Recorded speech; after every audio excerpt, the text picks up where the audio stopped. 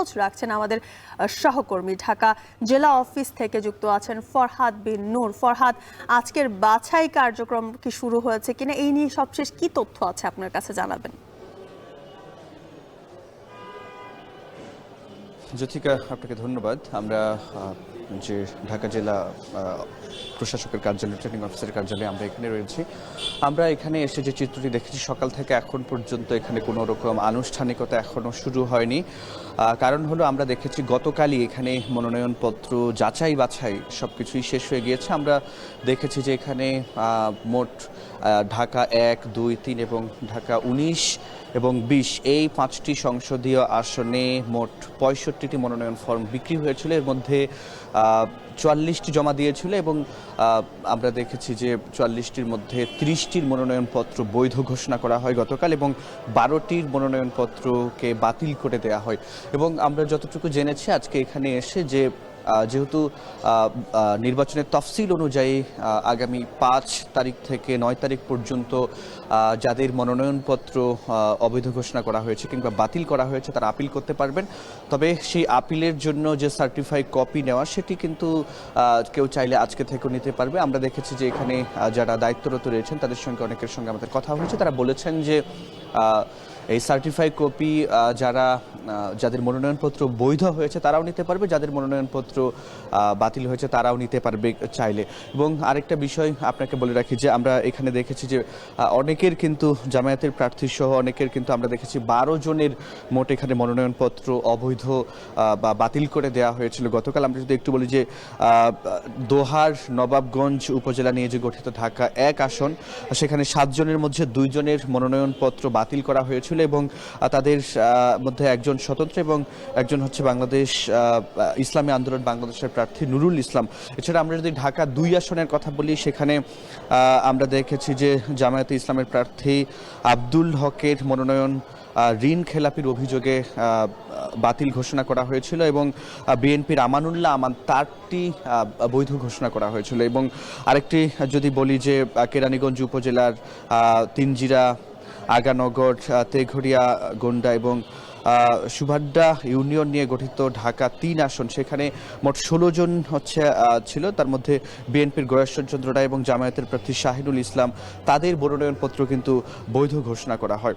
এবং এই যে এছাড়া আমরা দেখেছি যে ঢাকা 2, এছাড়া ঢাকা 3 এবং 19 এবং 20 সেসব আসনের যারা প্রার্থী রয়েছেন তাদেরও কারো কারো আমরা দেখেছি যে মনোনয়নপত্র বাতিল করা হয়েছিল এবং বেশিরভাগেরই আসলে মনোনয়নপত্র বৈধ করা হয়েছে। এবং যে বিষয়টি আসলে বলছিলাম যে আজকেও কিন্তু কেউ চাইলে সার্টিফাইড কপি এখান থেকে নিতে পারবে এবং আগামী যে 5 থেকে 9 তারিখ পর্যন্ত আমরা ওই সময় যাদের প্রার্থিতা অবৈধ ঘোষণা করা হয়েছে কিংবা বাতিল করা হয়েছে তাদের ভিড়ভাড়টা এখানে বাড়বে এবং তাদের যে অ্যাপিল করবে, অ্যাপিলের পরে তারা তাদের প্রত্যাশা যে তাদের মনোনয়ন তারা ফিরে পাবে কি পাবে না সেটি নির্ধারণ করবে তাদের যে বিভিন্ন ডকুমেন্টস রয়েছে সেগুলোর উপর। তো এই ছিল আমার কাছে সবশেষ তথ্য। এই মুহূর্তে ঢাকা বিভাগীয় কমিশনারের কার্যালয়ে আছেন শাহাদাত অব্র। আজ তো মনোনয়ন যাচাই বাছাইয়ের শেষ দিন এবং জানতে চাই যে আজকের যাচাই বাছাই কি সেখানে কার্যক্রমটা শুরু হয়েছে কিনা এবং এই নিয়ে সবশেষ কি তথ্য আছে আপনার কাছে জানাবেন।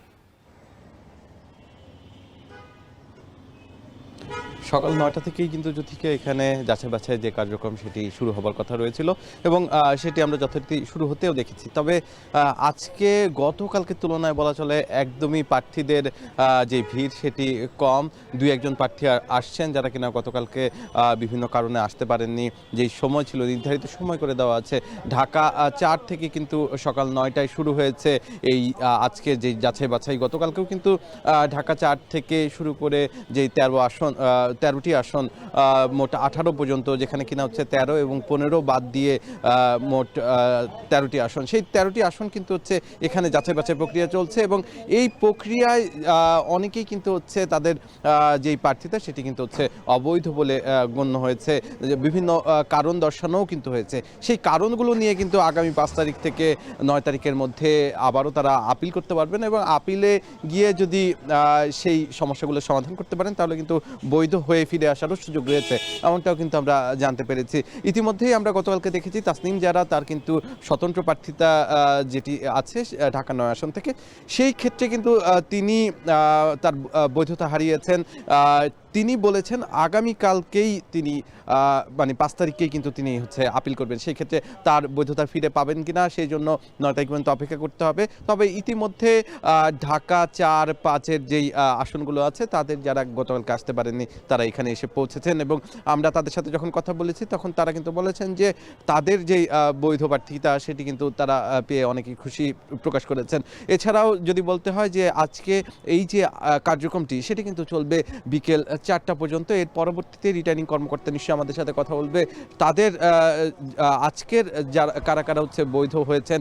এখানে মোট ১৭০ জন প্রার্থীদের যে যাচাই বাছাই কার্যক্রম সেটি কিন্তু চলছে। সেই কার্যক্রমের আজকে কতটা সম্পন্ন হলো, আজকে নিশ্চয়ই পুরোটাই সম্পন্ন হবে, তবে কতজনের বাতিল হবে আর কতজনের বৈধ হবে নমিনেশন সেটি কিন্তু আমরা সন্ধ্যা নাগাদ জানাতে পারবো। এই ছিল আমার কাছে সর্বশেষ। জ্যোতিকা, মনোনয়নপত্র যাচাই বাছাইয়ের শেষ দিন আজ, সে খবর জানাচ্ছিলেন সহকর্মীরা। এ নিয়ে মনোনয়নপত্র বাছাইয়ের শেষ দিনে আজ চট্টগ্রামের ৭টি সংসদীয় আসনের বাছাই কার্যক্রম চলছে রিটার্নিং কর্মকর্তার কার্যালয়ে।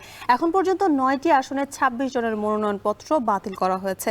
চট্টগ্রামের ১৬টি সংসদীয় আসনের বিপরীতে মনোনয়নপত্র জমা দিয়েছেন ১৪৩ জন। বিস্তারিত জানাতে রিটার্নিং কর্মকর্তার কার্যালয় থেকে যুক্ত হচ্ছেন কাজী মাহফুজ। মাহফুজ, যাচাই বাছাই কার্যক্রমের খবর জানাবেন আমাদের বিস্তারিত। জ্যোতিকা, মনোনয়নপত্র বাছাইয়ের শেষ দিনে চট্টগ্রামে আজকে ৭টি সংসদীয় আসনের মনোনয়নপত্র যাচাই বাছাই করা হবে। এর মধ্যে জেলা প্রশাসক এবং রিটার্নিং কর্মকর্তার কার্যালয়ে ৪টি সংসদীয় আসন এবং বিভাগীয় কমিশনার ও রিটার্নিং কর্মকর্তার কার্যালয়ে ৩টি সংসদীয় আসনের মনোনয়নপত্র বাছাই কার্যক্রম আজকে সম্পন্ন হবে। ইতিমধ্যে আমরা রয়েছি জেলা প্রশাসক কার্যালয়ে, যেখানে ৪টি সংসদীয় আসনের মনোনয়নপত্র বাছাই করা হবে। এর মধ্যে প্রথম যে আসনটি সেটি হচ্ছে চট্টগ্রাম ১৩ আনোয়ারা, যেখানে মনোনয়নপত্র জমা দিয়েছে ৯ জন প্রার্থী। তারা প্রত্যেকে কিন্তু ইতিমধ্যে চলে এসেছে। একটু পরে মূলত বাছাই কার্যক্রম শুরু হবে। এরপরেই এখানে হবে চট্টগ্রাম ১৪ চন্দনাইশ, চট্টগ্রাম ১৫ সাতকানিয়া লোহাগাড়া এবং সর্বশেষ চট্টগ্রাম ১৬ বাঁশখালী আসন। এখানেও কিন্তু ৯ জন মনোনয়নপত্র জমা দিয়েছেন। তবে সবচেয়ে কম মনোনয়নপত্র জমা পড়েছে চট্টগ্রাম ১৫ সাতকানিয়া লোহাগাড়া আসন, যেখানে মাত্র ৩ জন মনোনয়নপত্র জমা দিয়েছেন।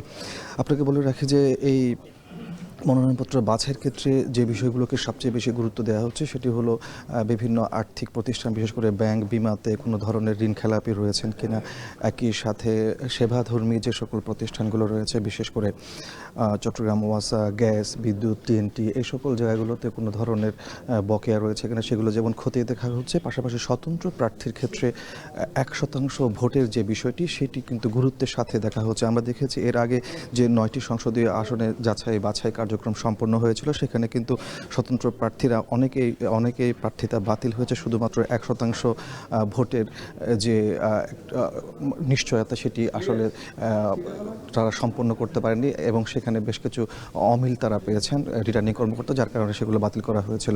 আজকেও কিন্তু এই বিষয়গুলোকে সবচেয়ে বেশি গুরুত্ব দেওয়া হবে, আমরা সেটি দেখতে পাচ্ছি। তো সব কিছু মিলিয়ে আমার কাছে এ ছিল চট্টগ্রামের শেষ দিনে মনোনয়নপত্র যাচাই বাছাই কার্যক্রমের সব